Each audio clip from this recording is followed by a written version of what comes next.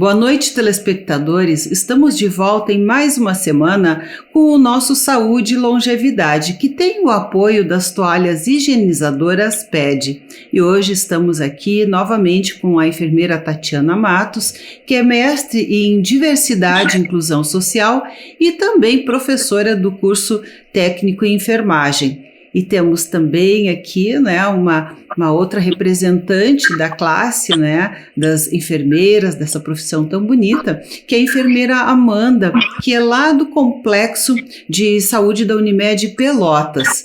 Então, é um prazer tê-las conosco hoje. Tudo bem, Amanda? Tudo bem, boa noite. É um prazer estar aqui com vocês. Boa noite, tudo bem? Boa noite, Tatiana. Então, gurias, a gente hoje quer falar mais um pouquinho, debater sobre essa questão dos principais cuidados com os pacientes acamados, né? A gente trabalha diretamente, não é, com essa questão dos cuidados quando se tem internações, principalmente por longos períodos, ou pacientes em UTI, ou pacientes que têm doenças mais graves, né, que ficam por longo tempo acamados.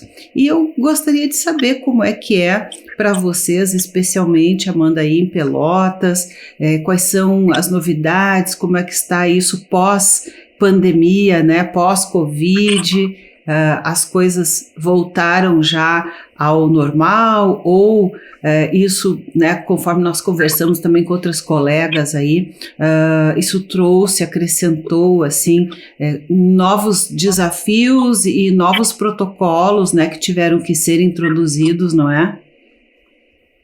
Sim.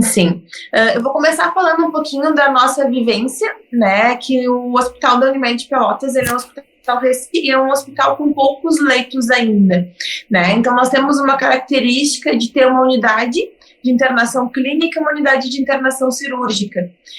Na unidade de internação clínica a gente tem muitos pacientes de longa permanência, né, acamados, e a nossa grande parte dos pacientes são bem característicos dos cuidados paliativos, né, onde traz e mostra a importância da enfermagem frente a esse cuidado.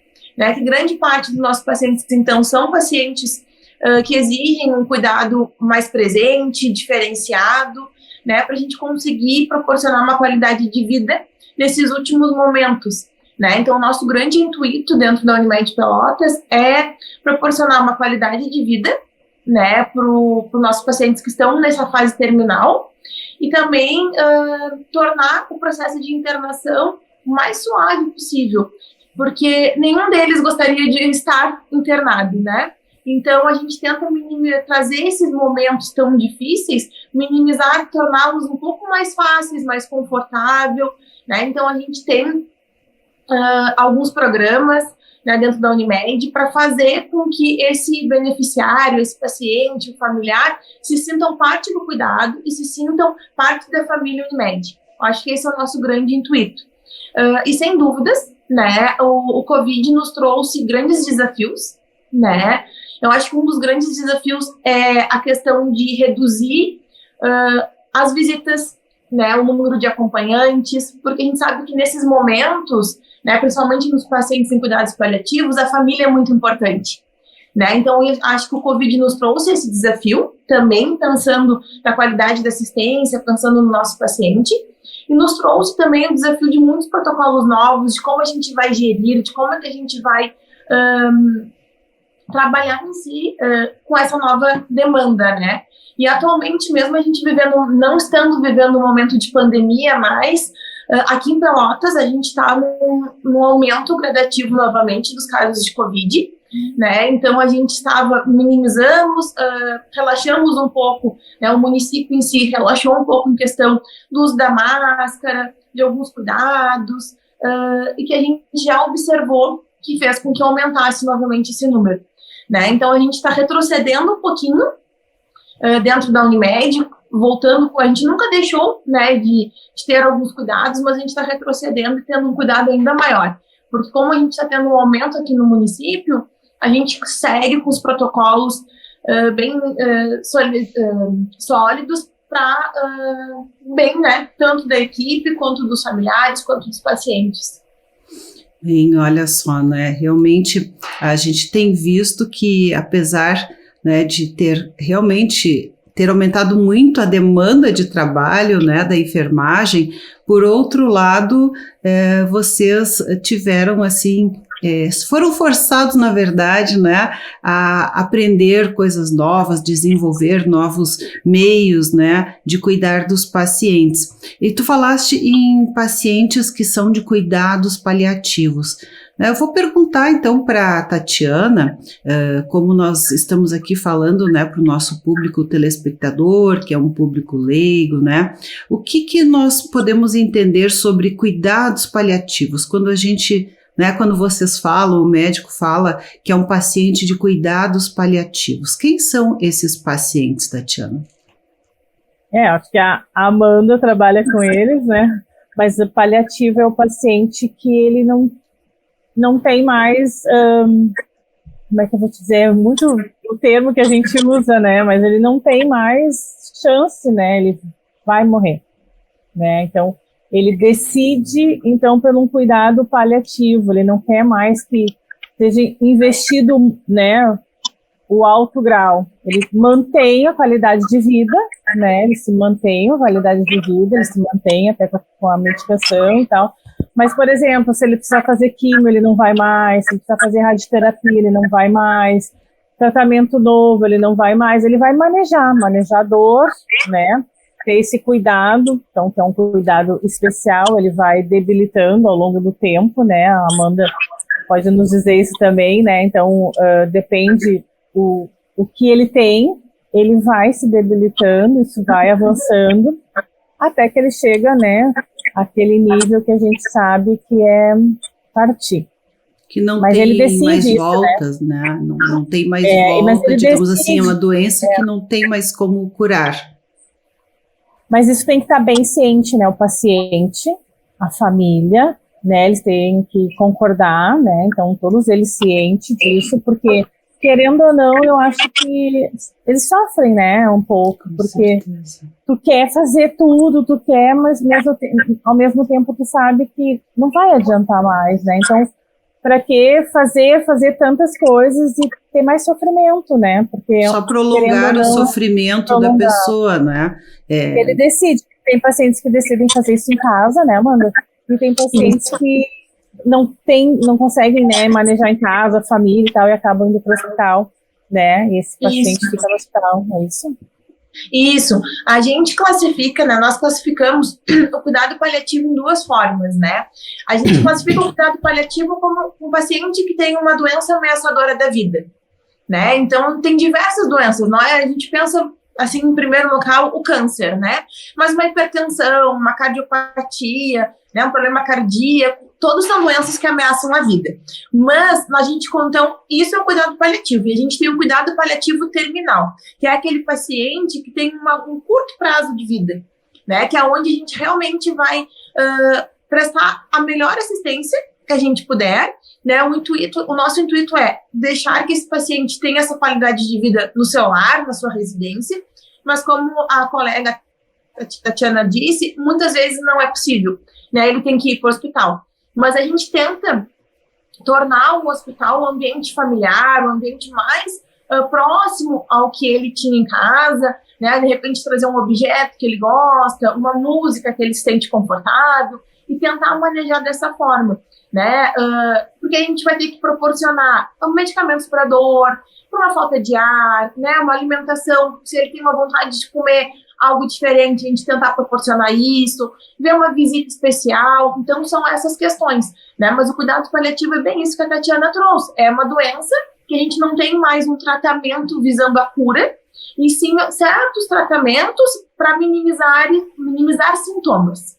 É bem o que a Tatiana disse. Existem cardíacos que não tem mais o que fazer ponte safena, não tem stent, não tem resolva, né? Eu tenho um vizinho aqui na frente da porta da minha casa que ele pode ter uma coisa a qualquer momento, né? Ele já tem 25 cateterismos, 7 stents, 3 pontes safinas, só que uma delas está totalmente obstruída. Na realidade, ele vive com aquela circulação extra que eles fazem, né? Como é que se diz? fica por fora do coração, né? Uma circulação extra que eles falam. Extracorpórea. Que fica fazendo a bomba funcionar, né? Mas chega uma hora que isso vai destruir também, né?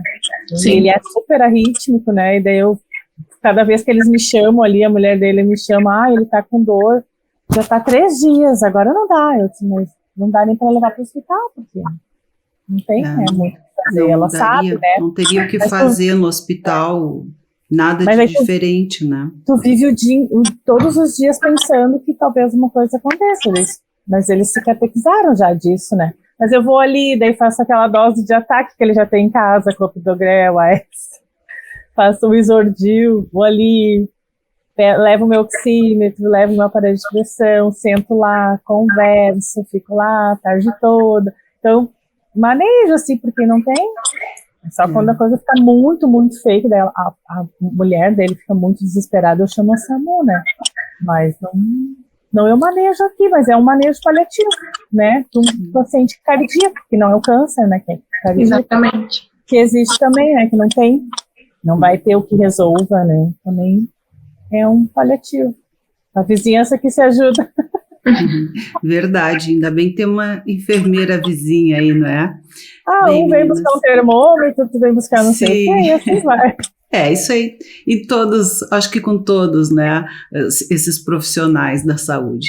Mas, meninas, nós vamos fazer um breve intervalo e já voltamos aqui com o nosso Viver Bem. Viver Bem.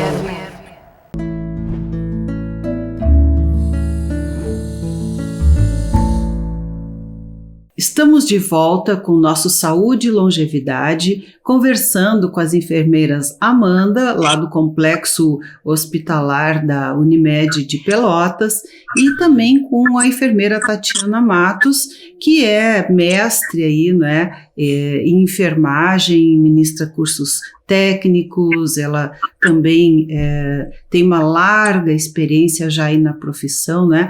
E no bloco anterior nós falávamos sobre cuidados paliativos, né? Que são aqueles cuidados, conforme, né, elas disseram aí, né? Com pessoas que não têm mais uma chance de cura, que podem ser pacientes terminais de câncer, ou com problemas cardíacos muito graves, né, que não se tem mais o que fazer, sequelas de AVC, né, onde também não tem mais volta, digamos assim, né, e esses cuidados paliativos, eles envolvem então, né, o conforto dessas pessoas, não deixar sentir dor, se tem alguma infecção, tratar, né, ou febre, enfim, a alimentação, né, para que ela seja alimentada da forma como for possível e necessária, às vezes até por sonda, né, e outros procedimentos, e também cuidados como, por exemplo, coisas que são muito comuns, que são as úlceras, né, as ulcerações da pele, né, de decúbito que nós chamamos, que pode acontecer. Hoje ainda vi uma paciente, né, internada em um lar de idosos, né, com uma úlcera por pressão, assim, nos calcanhares. Mas isso pode acontecer no quadril, ali na região, né, do cóccix, qualquer parte do corpo onde não se mobiliza muito o paciente, fica muito tempo parado, né? Então, eu gostaria, sim, de falar um pouquinho sobre esta parte, né, que seria uma das maneiras, assim, também de evitar que haja mais dor e sofrimento, tentando evitar essas úlceras, né, de pressão, essas lesões, né, por pressão nesses pacientes imobilizados. Então, o que vocês, assim, têm hoje para esses cuidados aí, para que a gente evite que a pele abra, digamos assim, não é? O que vocês usam aí na Unimed Pelotas, Amanda? Nós temos alguns protocolos, tá? É uma rotina da instituição. Todo paciente com 60 anos ou mais, ou que tem um risco para desenvolver lesão por pressão, que a gente vê através da escala de Braden, que é uma escala de enfermagem que a gente consegue avaliar o paciente. E ali, a partir dali nos dá um score de baixo a elevada, moderado, risco de desenvolver lesão por pressão. Então, se a gente tem pacientes 60 anos ou mais, ou que já são acamados, ou que tem um risco de desenvolver lesão por pressão, a gente já utiliza o colchão pneumático, né? Então, no momento que se solicita esse leito, já é colocado no leito esse colchão pneumático. Nós utilizamos cremes de barreira, como o Lanete, para realizar a hidratação dessa pele, né? Sempre após o banho ou troca de fraldas e uma vez por turno de rotina. Então, não é feito massagem, e sim só a aplicação do creme na pele, né? Porque a massagem a gente fica proporcionando uma fricção na pele, então é o maior risco. Então, a gente faz a aplicação desse creme. A gente utiliza bastante também as placas de hidrocoloide, que são placas finas de membrana, assim, transparente, que a gente coloca nas proeminências ósseas, principalmente em trocânter, que é na região lateral do quadril, no calcâneo, na região do cóccix, que são áreas que ficam bem expostas, né? Que a gente fica a maior parte do tempo ou lateralizado ou em decúbito dorsal.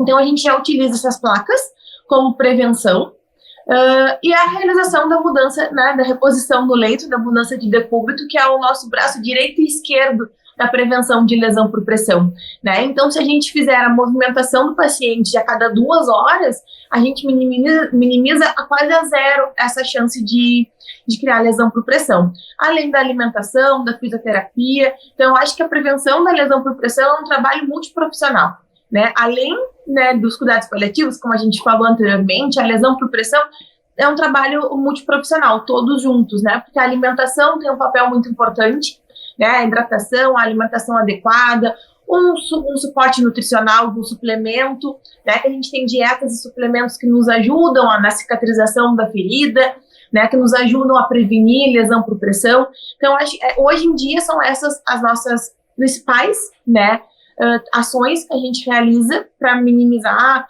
e para ficar a zero a taxa de incidência de lesão por pressão, né. A nossa taxa de incidência de lesão é muito baixa. A gente tem uma taxa de prevalência, que são os pacientes que internam com lesão, mas a nossa taxa de incidência de lesão por pressão é muito baixa, porque realmente a gente tenta implementar todas essas ações no ato da internação para minimizar essa chance de lesão por pressão.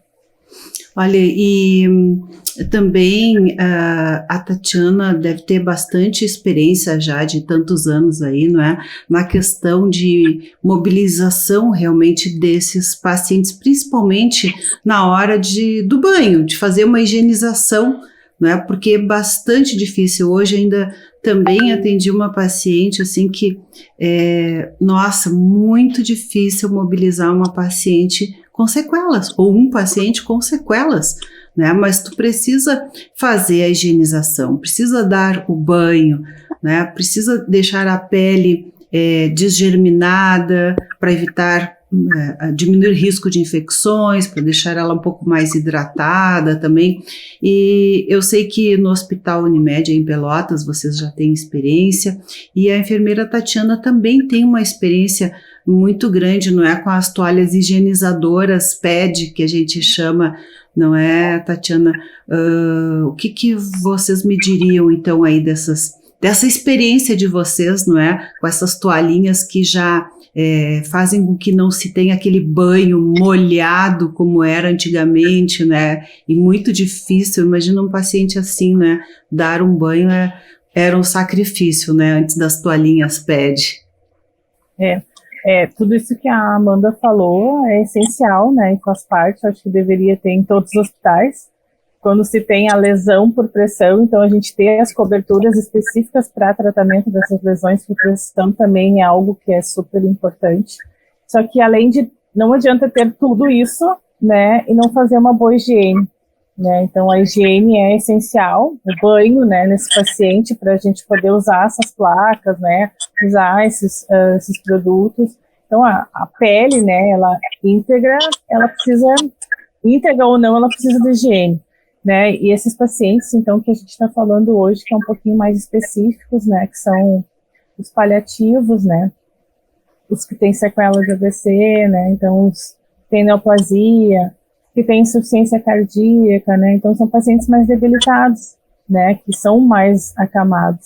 E a higiene deles, então, sempre vai ser um pouquinho mais difícil, né? Às vezes é difícil de levar ele no chuveiro, né? Então, tem que fazer a higiene no leito. Então, as toalhas, né? Elas fazem o quê? Elas diminuem esse molhar do leito, né? São toalhas higienizadoras secas, que ao ativar com a água, né? Basta 400 ml de água, então, ela fica úmida e faz sabão, mas ela não encharca mais, né? Que é o que acontecia antes, né? A gente ensaboava, enxaguava, secava, então a gente manipula essa pele, esfrega essa pele. E com a toalha, a gente somente lava, né? Ela lava o paciente e não necessita do enxágue. Então a gente lava esse paciente e seca. E ao mesmo tempo, as toalhas têm algumas propriedades, né? Que é a aloe vera, que é a camomila, né? Então elas servem também para hidratação do paciente. Então tem vários, né, essenciais dentro, né, que compõem essa toalha, que fazem essa proteção da pele também, hidratação da pele e higienização da pele. Sem molhar muito esse paciente, sem molhar muito a roupa de cama, né, sem que a gente manipule muito esse paciente, né, porque tu não precisa mais ficar enxaguando, né, então é só lavar e secar. Né, então e como foi para vocês aí, Amanda, o antes e o depois das toalhinhas, que eu sei que vocês começaram a usar também na Unimed, aí como nós usamos aqui, não é? Para nós houve assim o antes e o depois das toalhinhas, não é? Como é que está sendo a experiência aí para vocês? Sem dúvidas, a gente pode dizer que foi um divisor de águas, né? Porque nós temos os dois tipos, né, de toalhas, o que tem a clorexidina, que a gente utiliza para toda a ala cirúrgica, né? Para todos os pacientes internados que vão fazer procedimento cirúrgico, a gente orienta a higiene com a toalha, né? Até o paciente que não é acamado, o paciente que é rígido, que vai fazer um procedimento que é tranquilo, que toma banho de chuveiro, a gente disponibiliza a toalha para fazer. A gente viu que isso diminui risco de infecção, né? Então acho que vai além, né? Somente do banho, e sim de diminuir outros índices, né, de infecção do sítio cirúrgico, porque a gente fez uma higiene adequada, e além de proporcionar uma hidratação, né, a gente observa, até o paciente relata, né, que a gente tem pacientes de longa permanência que reinternam muito frequentemente, e eles mesmos manifestaram que gostaram, né, que sentiram a diferença, que a pele fica realmente mais hidratada, né, além de ter um cheirinho maravilhoso, que o paciente fica com aquele, tomei um banho, tô perfumado, né? Então, assim, são pequenas, a gente trocou, se a gente for parar para pensar, é uma toalha de banho, mas que interfere em vários processos, né? Do bem-estar do paciente, na hidratação de uma pele, da diminuição do risco de infecção, né? Então, que ela nos traz diversos benefícios. Nós, todos os colaboradores da internação, quando a gente fez o treinamento e demonstrou para eles as toalhas, todos ficaram encantados. Foi muito fácil introduzir como rotina, né? A gente não teve dificuldade nenhuma e a gente teve um retorno muito positivo dos pacientes. Olha, gente, maravilhoso. Legal. Eu fico muito feliz com a participação de vocês, né? O pessoal está me avisando aqui que nosso tempinho está estourado. Eu gostaria ainda de falar muito sobre isso, porque realmente é uma experiência maravilhosa. Aqui o pessoal gostou muito por causa da questão ergonômica também, né? Então, eu sei que tem múltiplos benefícios aí maravilhosos. É uma evolução. É uma evolução que, ao meu ver, não tem mais volta, né? Realmente, como a Amanda disse, é um divisor de águas. Então, muito obrigada, meninas, parabéns pelo trabalho lindo que vocês desenvolvem, desejamos aí sucesso cada vez maior e obrigada por estarem conosco no Viver Bem. Viver Bem.